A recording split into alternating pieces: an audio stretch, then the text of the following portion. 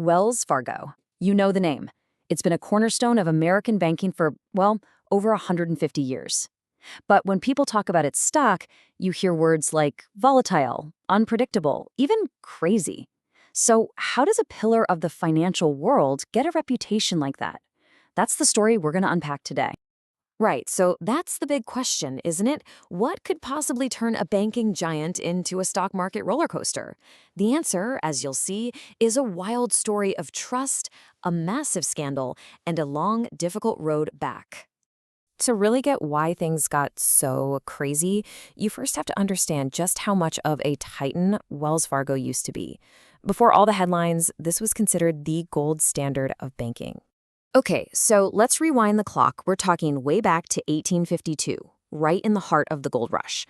Their whole business was built on being reliable, moving gold, moving money safely. Over the next 100-plus years, they grew, they bought other banks, but the real game changer was in 1998 when they merged with Norwest. That's what made them a true coast-to-coast behemoth. And you got to understand, for decades, this is exactly why investors couldn't get enough of the company. It was the picture of stability. We're talking consistent profits, really smart lending, and this legendary strategy of cross-selling, getting one customer to sign up for multiple products. For a very long time, this wasn't just another stock. It was one of the safest, most premium investments you could make in the entire financial sector. So you've got this picture, right? A rock-solid, trusted, super profitable institution. Well, that reputation, built over 150 years, it was about to get absolutely shattered.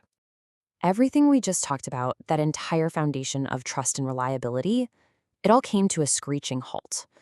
The year was 2016, and it was all because of a single catastrophic scandal. And the scandal boiled down to this: millions. It turned out that employees, under crushing pressure from these super aggressive sales quotas, had opened millions, and I mean millions, of bank and credit card accounts without customer permission.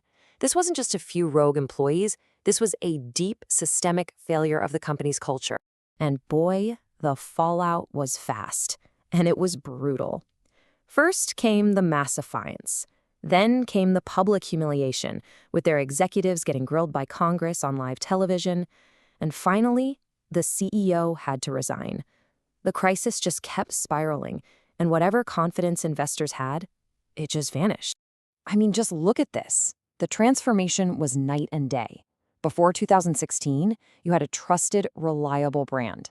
After, scandal-plagued and constantly under a regulatory microscope. The stock went from being that premium, safe bet to just deep, total uncertainty. The brand was fundamentally broken. But you know what's wild? The initial scandal, that was just the beginning. In many ways, the real long-term pain was still to come, thanks to a pretty unprecedented punishment from the federal government. So here's the crucial part. The Federal Reserve hit Wells Fargo with something called an asset cap. In plain English, they were legally forbidden from growing any bigger. For a bank, that's like telling a retailer they can't open new stores. It directly choked off their ability to grow revenue and make more money for years on end. And you can see the damage right here. Look at this chart. While the rest of the market, the S&P 500, was climbing, and even other big banks were doing just fine, look at Wells Fargo, basically flatlined, stuck in the mud, all because of the scandal and that crippling asset cap. All right, so that brings us to the next phase of this whole saga, the long, slow, and frankly painful road to recovery, the massive effort to actually fix the company from the inside out and try to win back trust. And look, this wasn't something you could fix with a quick press release. We're talking about a complete top-to-bottom overhaul. They had to bring in totally new leadership from the outside, rebuild their entire risk and compliance systems, and simplify the whole business by cutting costs and selling off parts that weren't essential. It was a huge, painful, and very slow process. And what's so interesting is how this completely changed the idea of the stock. It wasn't that safe, reliable, almost boring investment anymore. No way.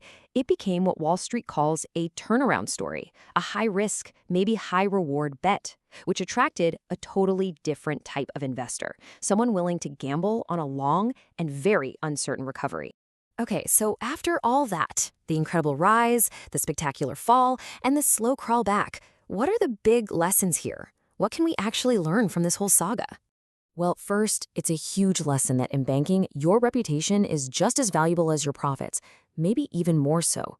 Second, it proves that you can be making money hand over fist, but if regulators are on your case, your stock price can get absolutely hammered. And finally, it shows that a real corporate recovery isn't quick. It takes incredible patience and discipline from both the company and anyone brave enough to invest in it. When you step back and look at it, the story of Wells Fargo's crazy stock price is really this powerful, cautionary tale. It shows you just how fast a great reputation, one that took over a century to build, can be completely torched. And while a comeback is always possible, it is never, ever guaranteed.